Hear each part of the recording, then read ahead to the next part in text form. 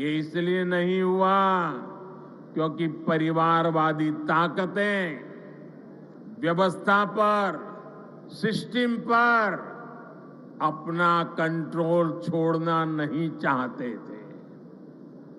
किस लाभार्थी को क्या लाभ मिले, कितना मिले, इसका नियंत्रण ये परिवारवादी अपने पास रखना चाहते हैं। इससे इनके 3 मतलब सत्य थे। एक, इनके ही परिवार की जय जयकार होती रहे। दूसरा, करप्शन का पैसा इनके परिवार के पास ही आता रहे। और तीसरा, जो पैसे गरीब के लिए भेजे जाते हैं वो पैसे इनके भ्रष्ट इकोसिस्टम के अंदर बांटने के काम आ जाए। आज मोदी ने भ्रष्टाचार की इसलिए जड़ पर प्रहार कर दिया है। मुझे तेलंगाना के भाई बहन बताइए, आप जवाब देंगे? आप जवाब देंगे? भ्रष्टाचार के खिलाफ लड़ना चाहिए कि नहीं लड़ना चाहिए? भ्रष्टाचारियों के खिलाफ लड़ना चाहिए कि नहीं चाहिए? देश को भ्रष्टाचार से मुक्त करना चाहिए कि नहीं करना चाहिए?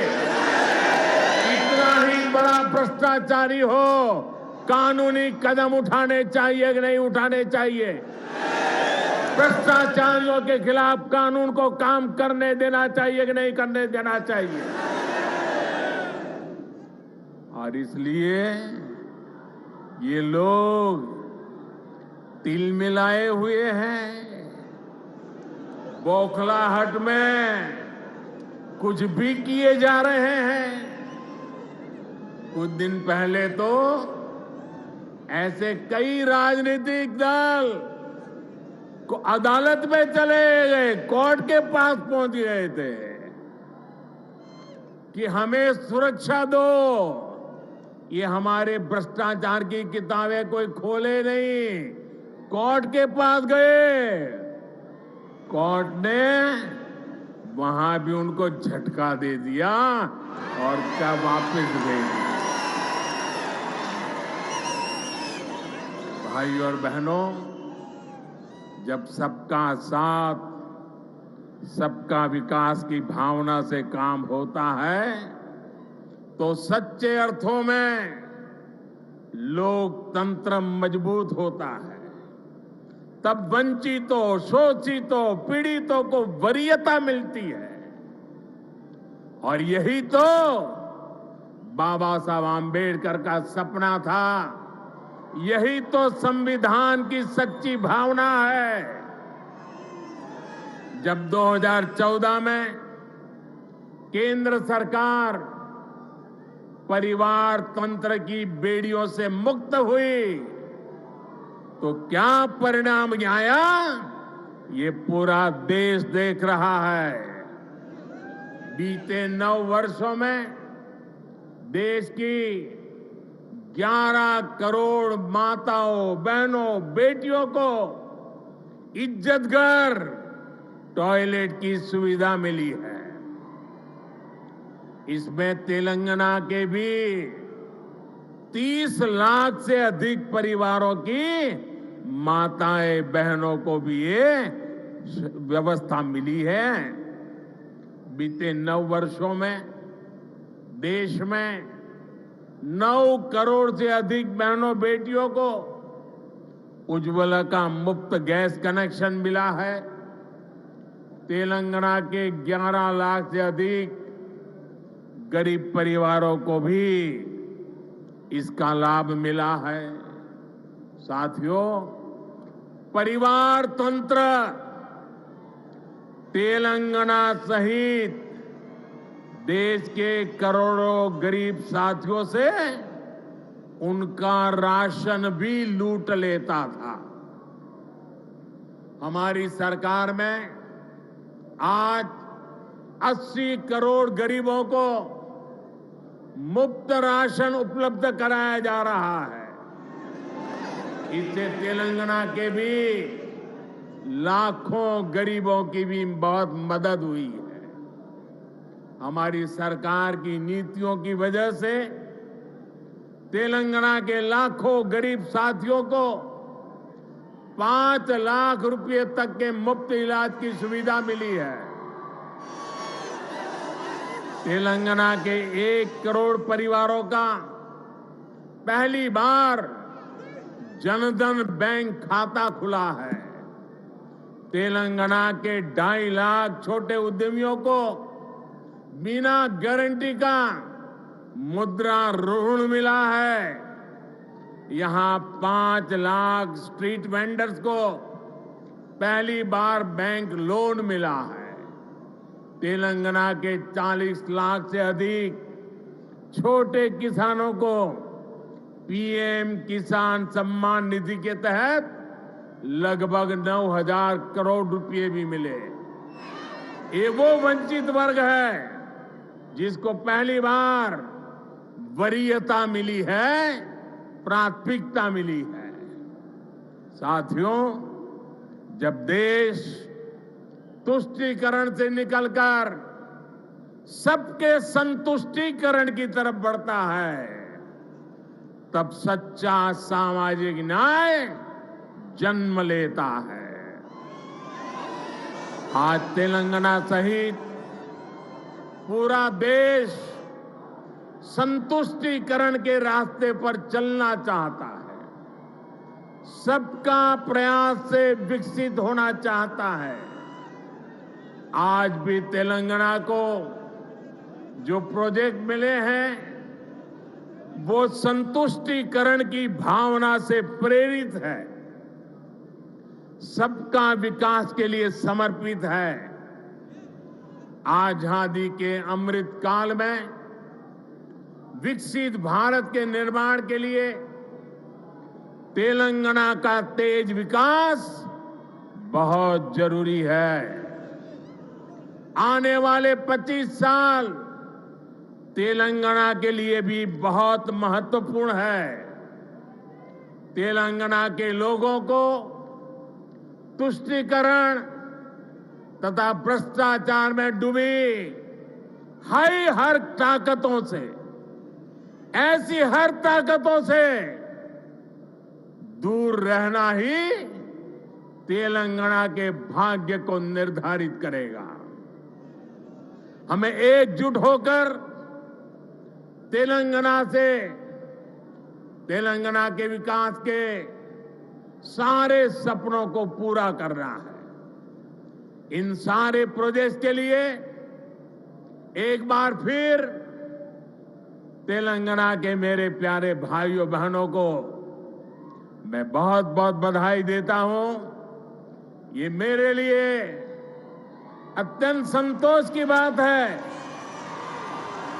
इतनी बड़ी तादाद में तेलंगाना के उज्जवल भविष्य के लिए, तेलंगाना के विकास के लिए आप हमें आशीर्वाद देने के लिए आए हैं। मैं आपका हृदय से आभार व्यक्त करता हूं। बोलिए भारत माता की, भारत माता की, भारत। और वे है हमारे प्रिय प्रधानमंत्री श्री नरेंद्र मोदी जी। अब हम हमारे यशस्वी प्रधानमंत्री श्री नरेंद्र मोदी जी से अनुरोध करते हैं कि वे इस शुभ अवसर पर हमें संबोधित करें।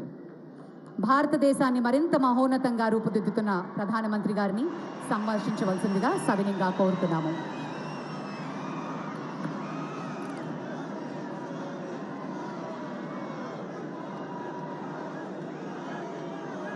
भारत माता की, भारत माता की। तेलंगाना की गवर्नर तमिलसाई सौंदरराजन जी, केंद्रीय मंत्रिमंडल के मेरे साथी अश्विनी वैष्णव जी, इसी तेलंगाना की धरती के पुत्र और मंत्रिपरिषद में मेरे साथी श्री जी किशन रेड्डी जी, बहुत बड़ी संख्या में आए हुए तेलंगाना के मेरे प्यारे भाइयों और बहनों, प्रियमैना సోదరా సోదరి మణులారా, మీ అందరికీ నా హృదయపూర్వक నమస్కారములు।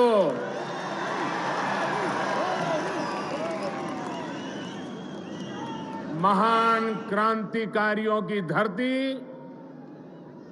तेलंगाना को मेरा शत शत प्रणाम। आज मुझे तेलंगाना के विकास को और गति देने का पुनः सौभाग्य मिला। थोड़ी देर पहले ही तेलंगाना आंध्र प्रदेश को जोड़ने वाली एक और वंदे भारत ट्रेन को हरी झंडी दिखाई गई है। ये आधुनिक ट्रेन अब भाग्यलक्ष्मी मंदिर के शहर को भगवान श्री वेंकटेश्वर धाम तिरुपति से जोड़ेगी। यानी एक प्रकार से ये वंदे भारत एक्सप्रेस आस्था, आधुनिकता, टेक्नोलॉजी और टूरिज्म को कनेक्ट करने वाली है। इसके साथ ही आज यहां 11,000 करोड़ रुपए से अधिक के प्रोजेक्ट्स का लोकार्पण और शिलान्यास हुआ है।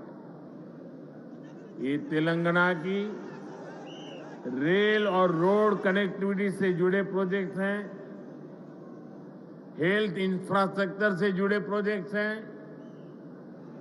मैं विकास के इन सभी प्रोजेक्ट्स के लिए आपको, तेलंगाना की जनता को बहुत बहुत बधाई देता हूं, शुभकामनाएं देता हूं। साथियों, तेलंगाना को अलग राज्य बने करीब करीब उतना ही समय हुआ है जितने दिन केंद्र में एनडीए की सरकार को हुए हैं। तेलंगाना के निर्माण में, तेलंगाना के गठन में जिन सामान्य नागरिकों ने, यहां की जनता जनार्दन ने योगदान दिया है, मैं आज फिर एक बार कोटि कोटि जनों को आदरपूर्वक नमन करता हूं। तेलंगाना के विकास को लेकर, तेलंगाना के लोगों के विकास को लेकर जो सपना आपने देखा था, तेलंगाना के नागरिकों ने देखा था, उसे पूरा करना केंद्र की एनडीए सरकार अपना कर्तव्य समझती है। हम सबका साथ, सबका विकास, सबका विश्वास, सबका प्रयास के मंत्र को लेकर के आगे बढ़ रहे हैं। हमने पूरा प्रयास किया है कि भारत के विकास का जो नया मॉडल बीते 9 वर्षों में विकसित हुआ है, उसका लाभ तेलंगाना को भी ज्यादा से ज्यादा मिले। इसका एक उदाहरण हमारे शहरों का विकास है। बीते 9 वर्षों में हैदराबाद में ही करीब 70 किलोमीटर का मेट्रो नेटवर्क बनाया गया है। Hyderabad multi modal transport system MMTS project पर भी इस दौरान तेजी से काम हुआ है। आज भी यहां 13 एमएमटीएस सर्विस शुरू हुई है। एमएमटीएस का तेजी से विस्तार हो, इसके लिए इस वर्ष के केंद्र सरकार के बजट में तेलंगाना के लिए 600 करोड़ रुपए रखे गए हैं। इससे हैदराबाद, सिकंदराबाद सहित आसपास के जिलों के लाखों साथियों की सुविधा और बढ़ेगी। इससे नए बिजनेस हब बनेंगे, नए इलाकों में इन्वेस्टमेंट होना शुरू होगा। साथियों, 100 साल में आई सबसे बड़ी गंभीर महामारी और दो देशों के युद्ध के बीच आज दुनिया भर की अर्थव्यवस्थाओं में बहुत तेज गति से उतार चढ़ाव हो रहा है। इस अनिश्चितता के बीच भारत दुनिया के उन देशों में से एक है जो अपने इंफ्रास्ट्रक्चर को आधुनिक बनाने के लिए रिकॉर्ड निवेश कर रहा है। इस साल के बजट में भी 10 लाख करोड़ रुपए आधुनिक इंफ्रा के लिए अलॉट किए गए हैं। आज का नया भारत, 21वीं सदी का नया भारत तेजी से देश के कोने कोने में मॉडर्न इंफ्रा बना रहा है। तेलंगाना में भी बीते 9 वर्षों में रेलवे बजट में लगभग 17 गुना की वृद्धि की गई है। अभी अश्विनी जी आंकड़ा दे रहे थे। इससे नई रेल लाइन बिछाने का काम हो, रेल लाइनों की डबलिंग का काम हो या फिर इलेक्ट्रिफिकेशन का काम हो, सभी कुछ रिकॉर्ड तेजी से हुआ है। आज जिस सिकंदराबाद और महबूबनगर के बीच रेल लाइन की डबलिंग का काम पूरा हुआ है, वो इसी का उदाहरण है। इससे हैदराबाद और बेंगलुरु की कनेक्टिविटी भी बेहतर होगी। देश भर के बड़े रेलवे स्टेशनों को आधुनिक बनाने का जो अभियान शुरू हुआ है, उसका लाभ भी तेलंगाना को मिल रहा है।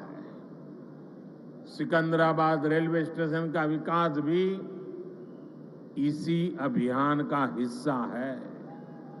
साथियों, रेलवे के साथ ही केंद्र सरकार द्वारा तेलंगाना में हाईवे का नेटवर्क भी तेज गति से विकसित किया जा रहा है। आज 4 हाईवे प्रोजेक्ट्स का शिलान्यास यहां हुआ है। 2300 करोड़ की लागत से अक्कलकोट कर्नूल सेक्शन को हो, 1300 करोड़ की लागत से महबूबनगर चिंचोली सेक्शन का काम हो, करीब 900 करोड़ रुपए की लागत से कलवाकुर्ती कोल्हापुर हाईवे का काम हो, 2700 करोड़ की लागत से खम्मम देवरापल्ली सेक्शन का काम हो। केंद्र सरकार तेलंगाना में आधुनिक नेशनल हाईवे निर्माण के लिए पूरी शक्ति से जुटी है। केंद्र सरकार के निरंतर प्रयास की वजह से आज तेलंगाना में नेशनल हाईवे की लंबाई 2 गुनी हो चुकी है। साल 2014 में जब तेलंगाना का निर्माण हुआ था, तब यहां 2500 किलोमीटर के आसपास नेशनल हाईवे थे। आज तेलंगाना में नेशनल हाईवे की लंबाई बढ़कर के 5,000 किलोमीटर पहुंच गई है। इन वर्षों में केंद्र सरकार ने तेलंगाना में नेशनल हाईवे बनाने के लिए करीब करीब 35,000 करोड़ रुपए खर्च किए हैं। इस समय भी तेलंगाना में 60,000 करोड़ रुपए के रोड प्रोजेक्ट्स पर काम चल रहा है। इसमें game changer Hyderabad ring road का प्रोजेक्ट भी शामिल है। साथियों, केंद्र सरकार तेलंगाना में इंडस्ट्री और खेती दोनों के विकास पर बल दे रही है। टेक्सटाइल ऐसा ही उद्योग है जो किसान को भी और मजदूर को भी दोनों को बल देता है। हमारी सरकार ने देश भर में 7 मेगा टेक्सटाइल पार्क बनाना तय किया है। इनमें से एक मेगा टेक्सटाइल पार्क तेलंगाना में भी बनेगा। इससे युवाओं के लिए नए रोजगार का निर्माण होगा। रोजगार के साथ साथ तेलंगाना में शिक्षा और स्वास्थ्य पर भी केंद्र सरकार बहुत निवेश कर रही है।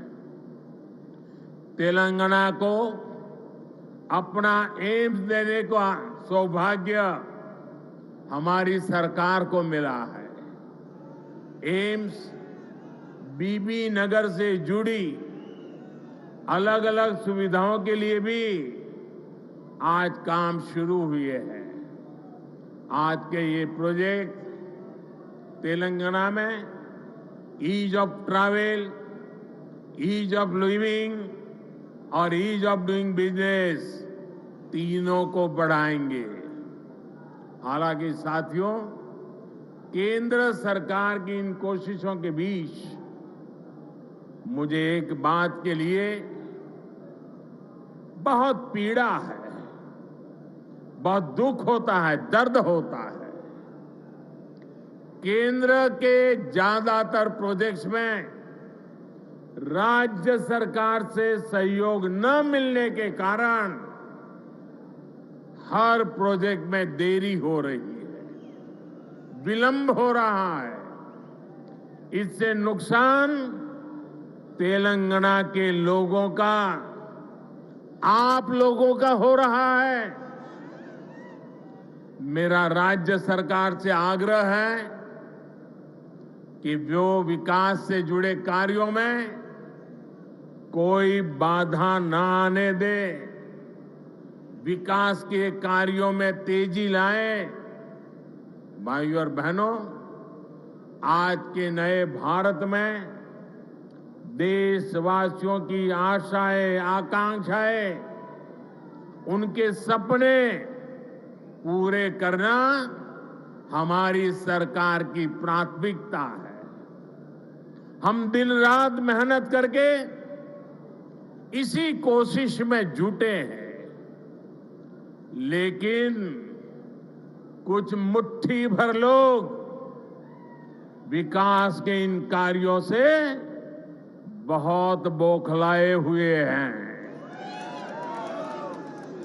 ऐसे लोग जो परिवारवाद, भाई भतीजावाद और भ्रष्टाचार को पोषित करते रहे, उन्हें ईमानदारी से काम करने वालों से परेशानी हो रही है।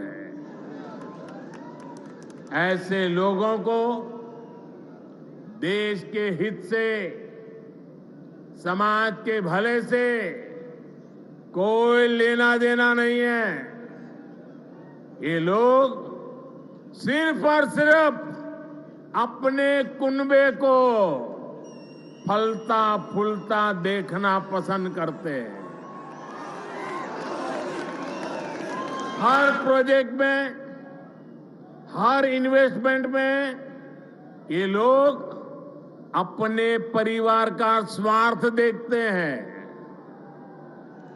तेलंगाना को ऐसे लोगों से बहुत सतर्क रहना जरूरी है।